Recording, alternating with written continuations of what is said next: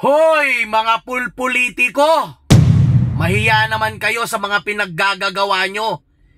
Imbis na ayusin nyo yung problema sa mga kinurakot nyo sa taong bayan, ginugulo nyo pa. Pinapaikot-ikot nyo pa yung pag-iimbestiga.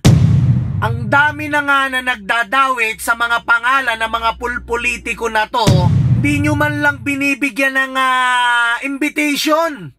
Pero pag ang mga mahihirap ang nagkakamali, wala pang isang araw, porket sinabi ni ganito, may invitation kagad para tanungin or kausapin.